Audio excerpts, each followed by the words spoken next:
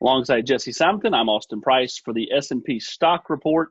Jesse, Tennessee obviously is out there trying to do their best in recruiting from afar. They can't have kids on campus. They can't, obviously go out for spring evaluations. So it's made things difficult.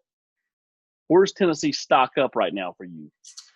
Well, this is a class that's been high on playmakers and skill guys on the defensive backfield and wide receiver, but they need some beef up front and they need a quarterback. And so I think the fact that they basically have decided that Caden Salter over Christian Valu is going to be the guy they've really kind of circled on, it was huge. You wrote about it, that they got him on campus right before kind of all the shutdown happens. He gets to come see Tennessee. The fact that Matt Rule goes to Carolina, leaves Baylor, I think that gives Tennessee a good chance there too. So right now it seems like it's a Tennessee-Auburn battle. Michigan State did kind of enter the foray this past weekend. Mel Tucker has kind of been out in the forefront doing some creative stuff. So Caden went on some sort of virtual official visit for like an all-day Saturday thing.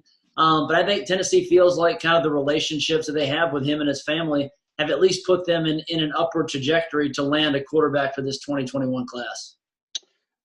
I will go stock up offensive line opportunity because I think when you look at the overall offensive line, prospects in this class, there are several. Tennessee just missed out on Jamarion Gooch. He went to Auburn. We'll talk about him in a minute. But elsewhere in state, you've got William Griffin out of the mid-state. You've got Dietrich Pennington out of West Tennessee, Colby Smith, Diego Pounds. There's the honorable kid out of Detroit. Tennessee's got several options along the offensive line they have pretty good relationships with to this point. So I will go just the amount of bodies stock up along the offensive line. Stock down for you. Stock down for me, I think it's just going to be Tennessee's position with some of these blue chippers. That's not to say that in the end they won't land their fair share, but the way this has kind of played out in the last 10 days, couple weeks or so, you've kind of seen some guys maybe trend elsewhere. And so obviously some North Carolina kids have decided to stay home. You're going to speak to another one here shortly. But I don't think, Tennessee has a ton of traction with a Peyton Page. I don't think, Smalley Munden from South Georgia. I think you're just going to see more and more of some of these guys probably stay home. So outside of the Terrence Lewis's, which I do think Tennessee is right in the thick of that one with Texas A&M, they're obviously trying to get back in the mix with a Tony Grimes and an Isaiah Johnson.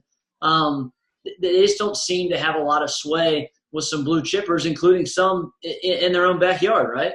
Yeah, I'll say Dylan Brooks. Add him to that list. Dylan Brooks, yeah, and Jeremiah Williams, but we'll see. Yeah, and then I'll say this as well. I'll go stock down the overall state of Tennessee for the class of 2021. It's not a great year in state, so I think Tennessee, from the get-go in this class, has had to change how they view the overall state and how they're going to recruit it. It feels more like 2 years ago than last year as far as the amount of kids that are going to end up in this class from the state of Tennessee. And then, obviously, a guy like Junior Colson seems to be trending towards Michigan at this point. You don't know where you're at, with Dietrich Pennington. You feel like you're in a pretty good spot with him, but I don't think he's close to doing anything. So lots of competition there too. Yeah, and you got a lot of competition. Alabama, Clemson, Georgia. There's a lot of, you're going to be fending off some of the best teams in the country if you're able to land Dietrich Pennington. Elsewhere, does Tennessee really go all in on the kids from Bradley? At this point, I say no. Obviously, Turrentine, they didn't really go hard after him. William Griffin's another guy. There's a big offensive lineman, that's at, I think, Hillsboro, that I think that, Tennessee could end up taking a chance on later down the line. He's a big body. He's about 360 pounds. He's probably got to drop about 20 or 30 more pounds, but he used to be about 400. So he's slowly coming down and being, I think, a more realistic option for several schools. But just not a great year. Brigham Stool's at Clemson. But other than that, there's just not a ton of bodies for this 2020 class in state. Stock stagnant. I'm going to go Javari Ritzie. I think Tennessee really kind of stole the momentum that Georgia had during the month of February during his March visit. Since then, obviously, it's been a dead period. All the kids around him are going to North Carolina, including his teammate, Ra Dilworth.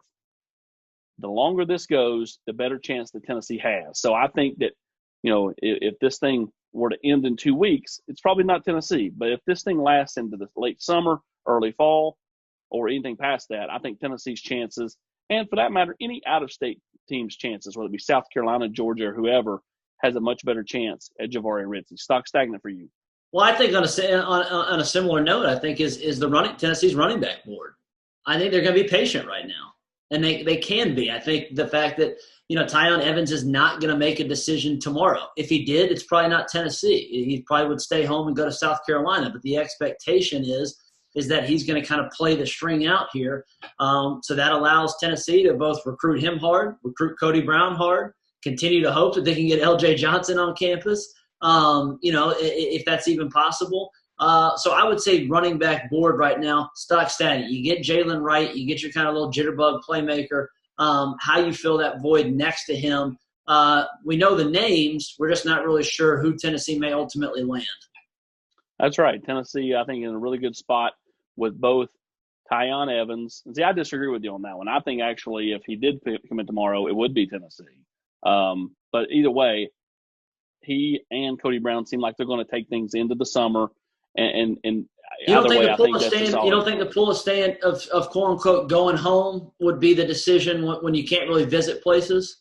I don't think so. I just don't. I haven't talked to the kid, and haven't talked to people around the kid. I'm not so sure that I think he likes South Carolina, but I don't think he is just necessarily locked, stocked, and loaded for the Gamecocks. I think. I wholeheartedly agree with you there. That's why I had the caveat that if he pulled the trigger tomorrow, I would think that the push to stay home would be greater amid a pandemic versus if we get behind this, he gets to come up and hang out with Jay Graham and kind of continue to develop that relationship. Yeah, I think that, it definitely helps if he gets here. I think if he gets here for a visit at some point, that's a big thing for Tennessee. Agreed. All right, for Jesse Simonton, I'm Austin Price for the S&P Stock Report.